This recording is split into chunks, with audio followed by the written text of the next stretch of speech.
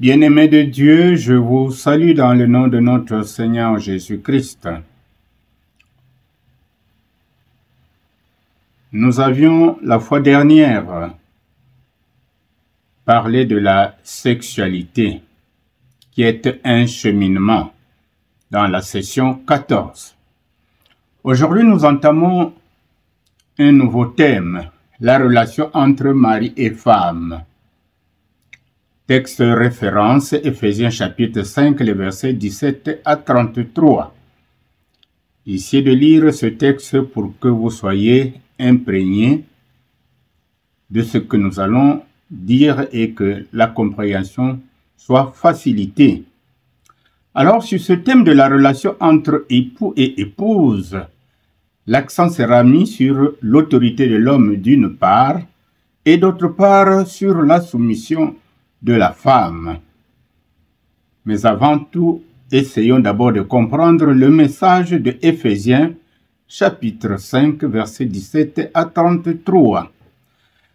Ce texte nous instruit sur la qualité des relations qui doivent exister dans la communauté chrétienne, guidée par le Saint-Esprit. Relations caractérisées par un respect et une soumission mutuelle, mais aussi par des rapports d'égalité entre l'homme et la femme. La description des rapports conjugaux permet d'éclairer le mystère du rapport entre Christ et l'Église. Pourquoi Paul appelle-t-il les femmes à se soumettre et les hommes à aimer? La réponse à cette question fera l'objet de notre préoccupation dans ce chapitre. Le sujet de l'exercice de l'autorité du mari et la soumission de la femme est souvent mal compris, même par les époux chrétiens. Dans l'histoire de l'humanité, ce texte a souvent été utilisé pour exalter l'orgueil masculin d'une part et affirmer la soumission oppressive de la femme d'autre part. L'inspiration divine qui sous-tend les paroles de ce texte est d'aider au bien-être, au bonheur et à l'épanouissement du couple. Certes, l'homme et la femme sont créés égaux, en dignité et en valeur devant Dieu, mais force est de reconnaître qu'il y a une différence de vocation et de rôle au sein du couple. Et si chacun des époux respecte la notice d'emploi de sa vocation, eh bien le couple rayonnera et sera mieux protégé.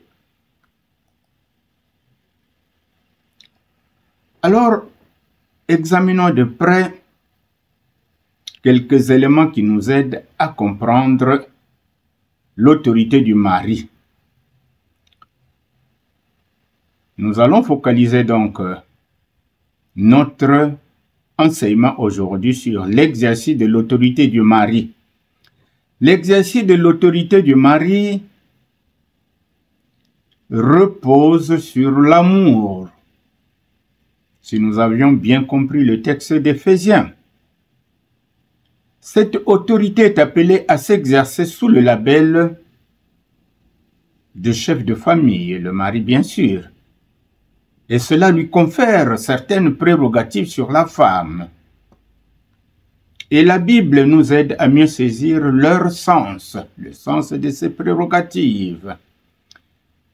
D'ailleurs, le texte de 1 Corinthiens chapitre 16, verset 14, nous exhorte à faire toutes choses avec amour. Alors, comment doit s'exercer l'autorité du mari dans le foyer? L'autorité du mari doit être pour le bien-être conjugal. Ça, c'est le premier objectif que chaque mari doit essayer d'atteindre. Sinon, la première responsabilité. Alors, comment doit s'exercer l'autorité du mari pour le bien-être conjugal? De la manière que le mari traite son corps, il doit faire autant pour sa femme. L'exercice de cette autorité requiert de la maîtrise de soi et de la lucidité. Toute décision à prendre en tant que chef de famille doit l'être pour le bien du couple. L'autorité n'est pas synonyme d'autoritarisme. C'est un service et un pouvoir face aux attaques de l'ennemi. Loin d'être un pouvoir oppressif, l'autorité doit conduire au bonheur, à l'épanouissement et à une vie de sainteté. Ce que nous dit d'ailleurs le texte de référence Éphésiens chapitre 5.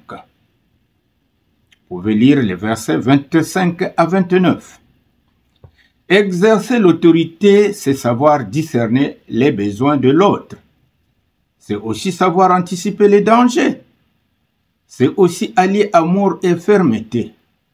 C'est être discipliné soi-même et savoir discipliner la vie conjugale. Quand tous ces éléments qui fondent l'autorité convergent dans le sens du bien-être, eh bien le couple trouve là un cadre de vie sécurisant.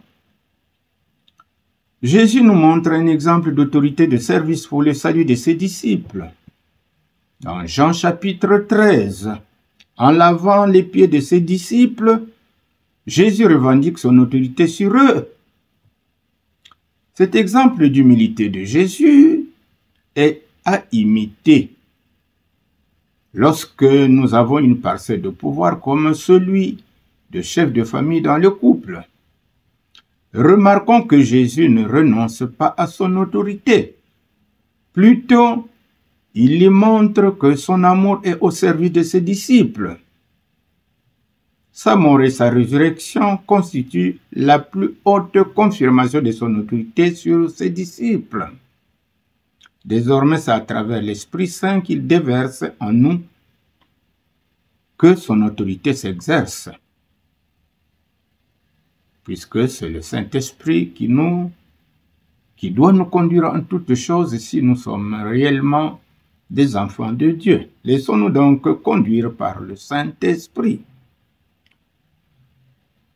Alors, le deuxième objectif, pour que l'autorité s'exerce dans l'amour, c'est la prise de responsabilité par le chef de famille. Alors, posons-nous une question. Comment l'époux doit-il assurer la prise de responsabilité? Eh bien, le mari doit connaître ses responsabilités et savoir les assumer. La prise de responsabilité s'oppose à la démission, à l'autoritarisme masculin, à la passivité et à l'absence. L'homme peut trouver plusieurs prétextes pour démissionner de ses responsabilités. Par exemple, absorption par le travail. Par exemple, carriérisme professionnel. La passivité est un excellent moyen pour esquiver la responsabilité. On trouve des hommes qui sont toujours devant l'écran de télévision ou qui sont sur les réseaux sociaux.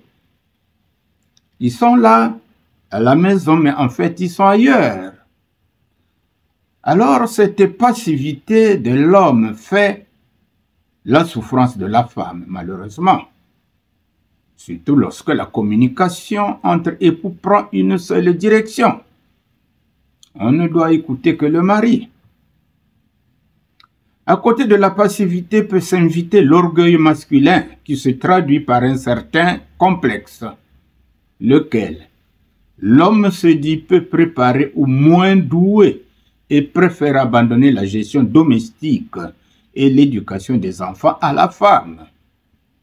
Un tel homme peut être qualifié de ministre des Finances, car son rôle se limite à pourvoir la famille en finances nécessaires pour la gestion de la cité conjugale, sans y prendre une part active. Dans pareil cas, la femme est reléguée au rang de ministre de l'Intérieur, car celle-ci doit assurer l'ordre et la gestion de la cité. Ces cas sont souvent observés dans les couples où l'homme est consacré au service de Dieu, où l'homme est très engagé dans un apostolat. Dans de tels couples, l'homme doit revoir son agenda de travail et essayer de rééquilibrer le temps à consacrer au service de Dieu et à celui de son foyer. Un bon exercice d'autorité ne requiert pas nécessairement une instruction académique ou théologique.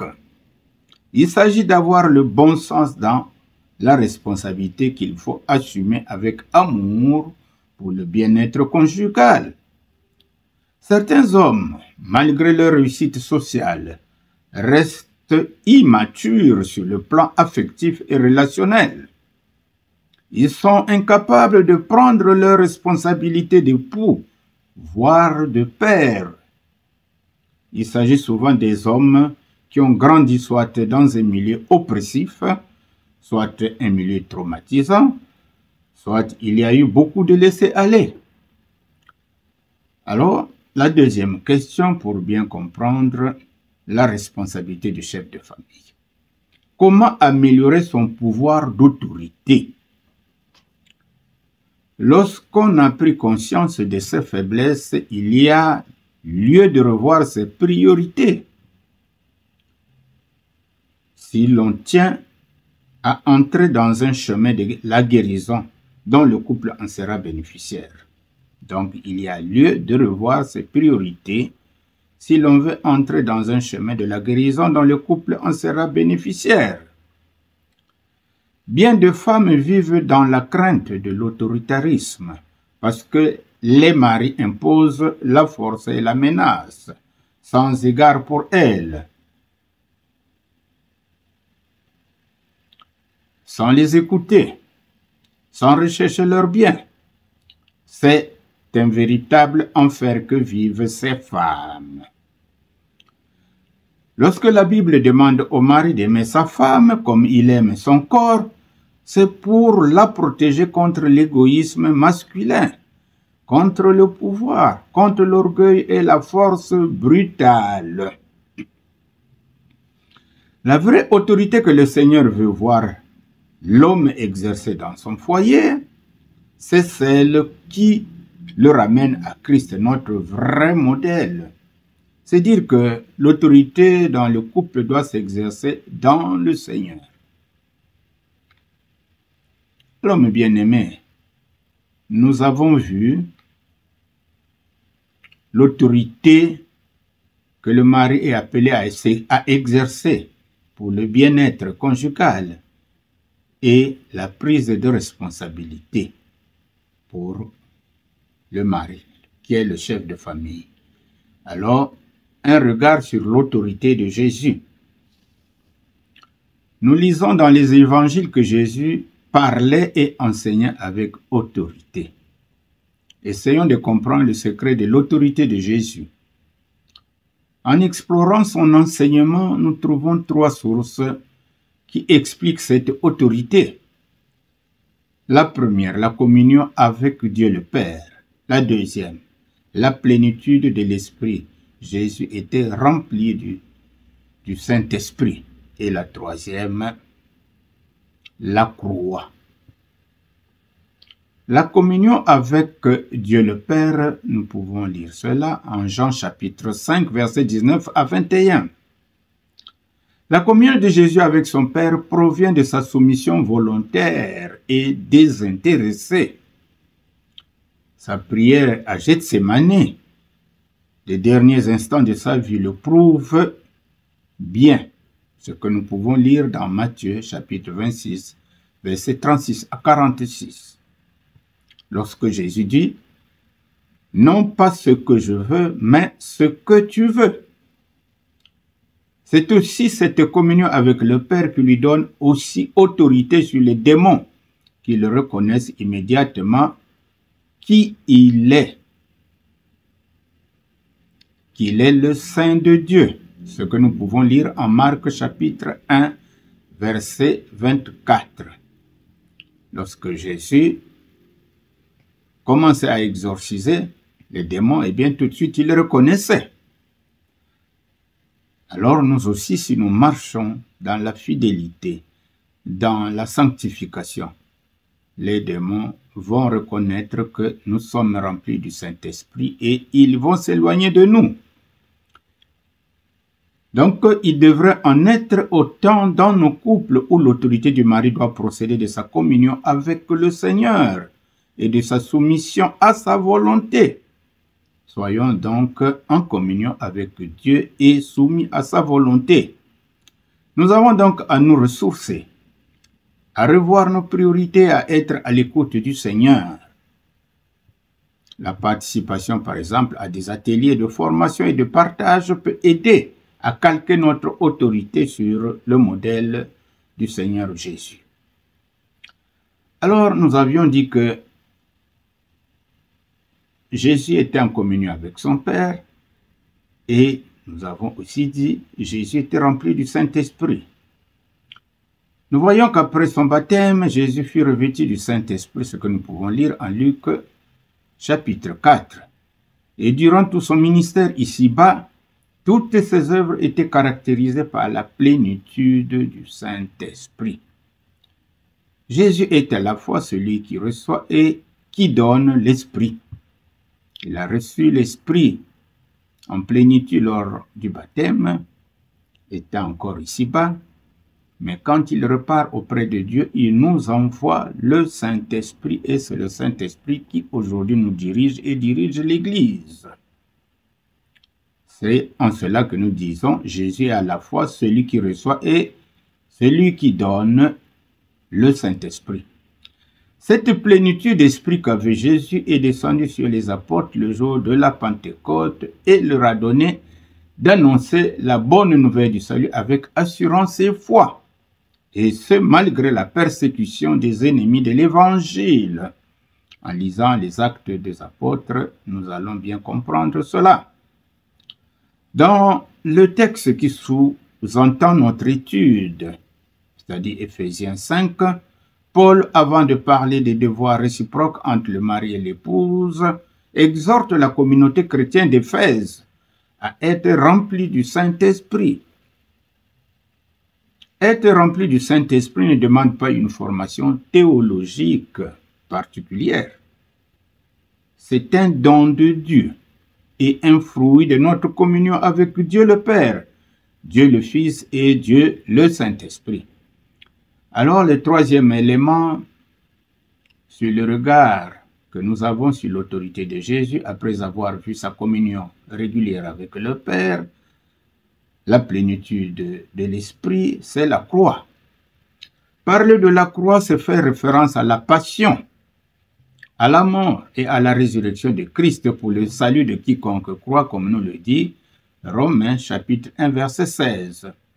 Et quand on parle de la croix, les démons tremblent et Satan s'effondre. Ce que nous dit Colossiens chapitre 2 verset 15. Nous avons donc à travailler à notre salut avec crainte et tremblement. Philippiens chapitre 2 verset 12. C'est à la croix que nous devons abandonner notre orgueil et nos prétentions en nous repentant afin de marcher sous l'autorité de Christ notre Seigneur. Ainsi, l'autorité que je suis amené à exercer en tant que chef de famille sera un service, car je ne chercherai pas à écraser l'autre, donc ma femme, mais à collaborer avec elle pour notre bonheur mutuel. Quand mon autorité devient un service pour le bien de mon foyer, nous pouvons facilement résister ensemble aux puissances de division. Pareille autorité est une sécurité et une protection du couple, car elle permet l'épanouissement conjugal. Alors, nous avions été longs, mais bien-aimés dans le Seigneur. Nous allons essayer de résumer. Résumons donc notre texte sur l'autorité du mari dans le foyer. L'autorité du mari, telle que la Bible le dit, n'est jamais une domination, mais un service fondé sur l'amour. Elle a pour finalité le bien-être conjugal, en veillant à la croissance et à l'épanouissement de l'épouse et de la famille. Cette autorité se traduit avant tout par une prise de responsabilité, c'est-à-dire protéger, guider, assumer les choix difficiles et donner l'exemple. Le modèle parfait en est Jésus lui-même, car son autorité ne s'exerce pas par contrainte, mais par don de soi, jusqu'à donner sa vie pour ceux qu'il aime. Ainsi, l'homme est invité à refléter cette autorité aimante et responsable qui construit l'unité et la paix dans le couple. Voilà, mes bien-aimés, ce que nous pouvons retenir. Mais pour une meilleure clarté, retenons quelques phrases courtes mais percutantes. Premièrement, l'autorité du mari n'est pas domination mais responsabilité par amour. Deuxièmement, aimer c'est la vraie autorité. Troisièmement, comme Jésus, le mari conduit par le service et non par la contrainte. Donc le mari doit être conduit par le service et non par la contrainte. Quatrième élément, l'autorité conjugale n'élève pas l'homme au-dessus. Elle l'envoie au service du couple. Enfin, cinquième élément, l'amour donne sens et force à l'autorité. Alors nous pouvons essayer d'enrichir ce texte en vous donnant quelques références bibliques.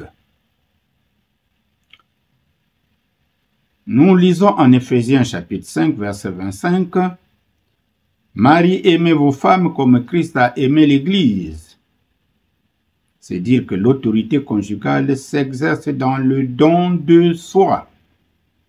Nous lisons encore en Marc chapitre 9, verset 35, « Celui qui veut être le premier, qu'il soit le serviteur de tous. » Ceci sous-entend que l'autorité, selon Jésus, c'est servir.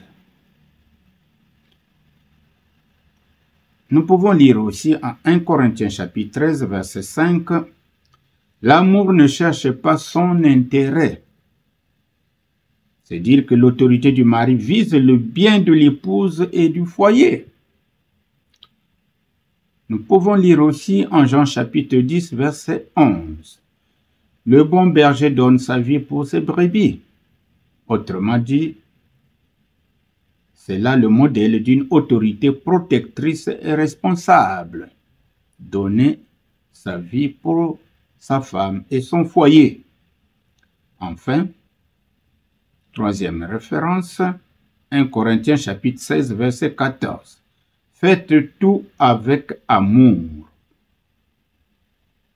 Autrement dit, l'autorité véritable repose toujours sur l'amour. En conclusion, nous dirons que l'autorité du mari, selon la Bible, suppose amour. L'amour est le fondement de l'autorité. Ça suppose responsabilité. Quand il y a responsabilité, il y a mission. Ça suppose que Jésus est le modèle. Nous devons donc nous inspirer de l'autorité de Jésus. Voilà, résumé notre enseignement sur l'autorité du mari dans son foyer et dans sa famille. Alors, nous allons prier. Notre prière méditative, inspirée bien sûr de notre texte du jour, l'autorité du mari repose sur l'amour. Prions. Seigneur Tout-Puissant, toi qui es le modèle parfait d'amour et d'autorité dans le Christ Jésus, aide chaque mari à comprendre que son rôle n'est pas de dominer, mais d'aimer et de servir sa famille. Donne-lui un cœur humble, capable d'écouter, de protéger et de guider avec douceur. Apprends-lui à porter ses responsabilités, non comme un fardeau, mais comme une mission sacrée confiée par toi. Que son autorité soit une source de paix et d'unité, et qu'à travers ses actes de don et de service, son épouse et ses enfants puissent voir le reflet de ton amour. Seigneur Jésus, toi qui as donné ta vie pour ton Église, aide chaque mari à aimer de la même manière jusqu'au sacrifice de toi. Nous t'en prions dans le nom de notre Seigneur Jésus-Christ. Amen. Que Dieu soit loué.